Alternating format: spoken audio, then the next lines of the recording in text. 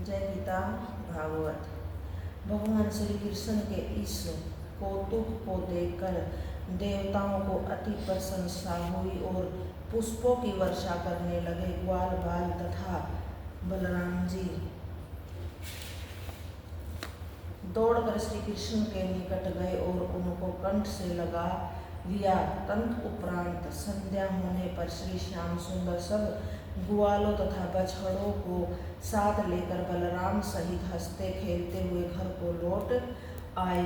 उस समय उनकी मुरली की ध्वनि सुनकर सब ब्रजवालाएं अपने अपने घर से बाहर निकल आए। घर आकर ग्वाल वालों ने अपनी माताओं को सुनाया। उसे सुनकर यशोदा मैया श्री कन्हैया जी की बार बार बलिया लेकर प्रभु से इस प्रकार प्रार्थना करने लगी कि हे स्वामी, आप ही मेरे कन्हैया के रक्षक हैं, अतः जिस प्रकार आप इसे अब तक बचाते रहे उसी प्रकार आगे भी कृपा दृष्टि बनाए रहे।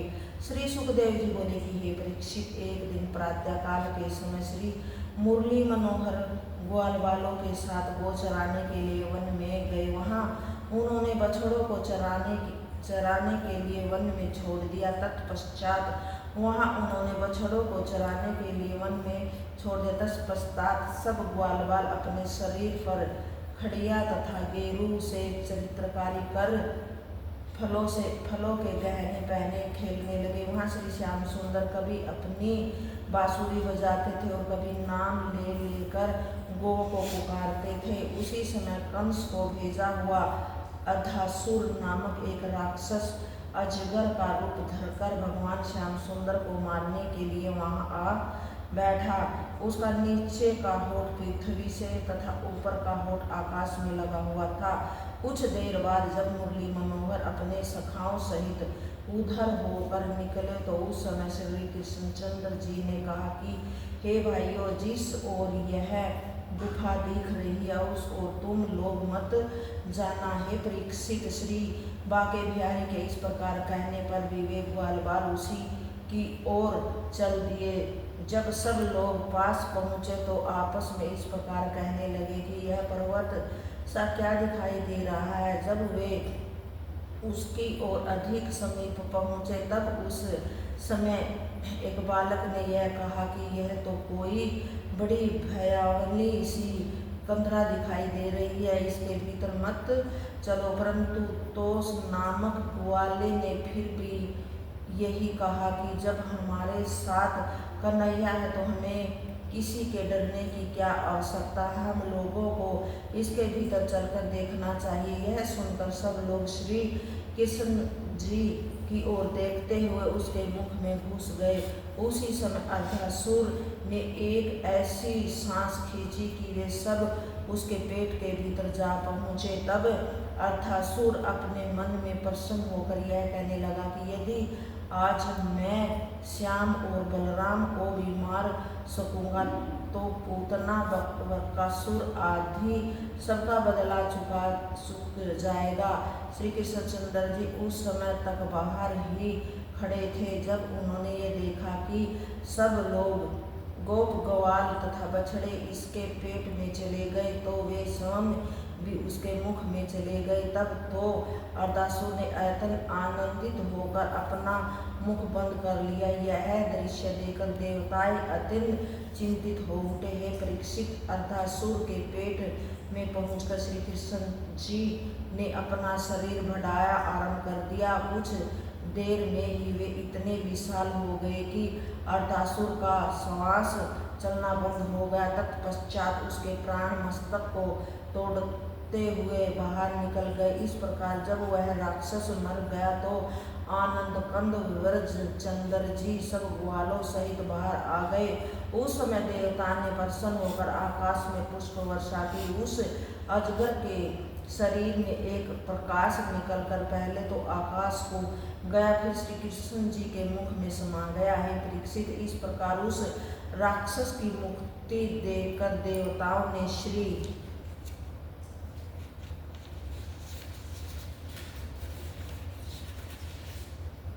श्री बाके बिहारी की भी विधिवत प्रकार से स्तुति की। ये राजन, उस अजगर का शरीर सूखकर उसी स्थान पर पर्वत के समान पड़ा रहा। अतः गोप गवाले उसी खाल के भीतर घुसकर तथा उसके ऊपर चढ़कर क्रीड़ा किया करते थे। मृत्यु के समय उस राक्षस ने श्री हरि का ध्यान किया था, इसलिए श्री कृष्ण जी ने उस परमानंद पद देकर तीर्थयात किया। है परीक्षित, तुम यह निश्चय समझो कि जो लोग अपनी मृत्यु के समय श्री हरि का स्मरण करते हैं उनकी मुक्ति होने में कोई संशय नहीं रहता है। जब श्री कृष्ण ने अर्धासुर दैत्य को मारा था तब उनकी अवस्था 5 वर्ष की थी और ग्वाल वालों ने उनकी अर्धासुर वध की बात जब अपने अपने घर कही तब उनकी अवस्था 6 वर्ष की थी और अर्थात 1 वर्ष पश्चात उन्होंने यह कथा कही कि इतनी कथा सुनाकर राजा परीक्षित ने कहा कि हे सुखदेव जी, 1 वर्ष तक यह हाल न कहने का क्या कारण था, वह मुझे बताने की कृपा करें। श्री सुखदेव जी बोले कि हे राजन, अर्धासुर के मारने के पश्चात श्री मुरली मनोहर ने ग्वाल बालों तथा बछड़ों सहित यमुना में स्नान किया तथा कदम के वृक्ष के नीचे पहुंचकर बांसुरी बजाए। फिर ग्वाल बालों से बोले कि हे भाइयों, यह स्थान पवित्र है, अतः यहाँ बैठकर कलेवा कर लो। यह सुनकर सब लोग वहीं ठहर गए। तत्पश्चात सब ग्वाल वालों ने ठाठ के पतले तथा दोने बनाए और अपना अपना कलेवा निकालकर उनमें रख दिया। श्री घनश्याम जी बीच में बैठे तथा उनके चारों ओर ग्वाल बाल बैठे। भोजन के समय श्री नंद नंदन ने बांसुरी को कमर में कस लिया तथा लकुटी को बगल में दबा लिया। फिर सबसे पहला ग्रास अपने मुंह में डाला। तब अन्य ग्वाल वालों भी भोजन करने लगे। उस समय श्री बांके बिहारी की ऐसी शोभा थी कि वे मस्तक पर मोर मुकुट पहने, पीताम्बर तथा वनमाला धारण किए, साथ में लकुटिया लिए, अपने बाएं हाथ में भोजन रखे, हंस हंस कर अपने झूठे दाहिने हाथ से ग्वाल वालों को भोजन खिला रहे थे। फिर ग्वाल वालों की पतल से जो भोजन उठाकर खाते हुए खट्टा मीठा स्वाद बताते जाते थे। उसी समय श्री कृष्णचंद्र जी ने आनंद मनाया, उसका वर्णन किसी प्रकार नहीं किया जा सकता। हे परीक्षित, ग्वाल वालों का समुदाय मानो ताड़गण के समान था और उसके बीच में बैठे हुए श्री श्याम सुंदर चंद्रमा के समान शोभायमान लग रहे थे। उसी समय सब देवता इस प्रकार कहते थे कि इस ग्वाल वालों के भाग्य है जो सच्चिदानंद प्रभु इन्हें अपना झूठा खिलाकर इनका भोजन आप खा रहे हैं। उसी समय किसी देवता तथा मुनि ने ब्रह्मा जी से इस प्रकार कहा कि ये पितामह, हमें बड़ा आश्चर्य है कि हम लोग यज्ञ आदि में बड़ी पवित्रता से सामग्री बनाकर श्री हरि को भोग लगाते हैं तो वे भी उसे शीघ्र स्वीकार नहीं करते। ऐसी अवस्था में हम यह कैसे मान ले कि इन ग्वाल बालों के झूठन खाने वाले श्री कृष्णचंद्र जी परम ब्रह्मा प्रभु के अवतार हैं। देवताओं के ऐसे वचन सुनकर श्री हरि की माया से ब्रह्मा के मन में भी संदेह उत्पन्न हो गया। तब देवताओं से बोले कि हे देवताओं, मैं भी इन ग्वाल बाल तथा बछड़ों को हर कर उनकी परीक्षा लेना चाहता हूँ। हे परीक्षित, इतना कहकर ब्रह्मा जी वृंदावन में चले आए। वहाँ उन्होंने चरते हुए बछड़ों को एक पर्वत की कंदलाओं में ले जाकर बंद कर दिया। जब ग्वाल बालों ने अपने बछड़ों को नहीं देखा तब वे श्री श्याम सुंदर से कहने लगे कि हे भाई, हम तो यह बैठे हुए कलेवा करने में लगे रहे, उधर हमारे बछड़े न जाने कहाँ चले गए। यह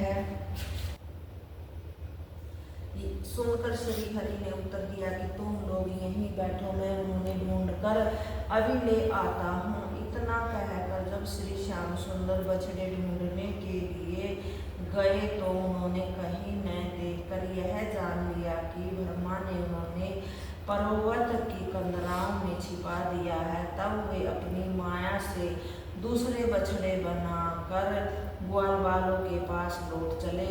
जब वे कदम के नीचे पहुँचे तब वहाँ बैठे हुए ग्वाल वालों को भी उन्होंने नहीं पाया। फिर उन्होंने अपनी महिमा से यह जान लिया कि ब्रह्मा ने उनको भी हरण करके छिपा दिया। जय गीता।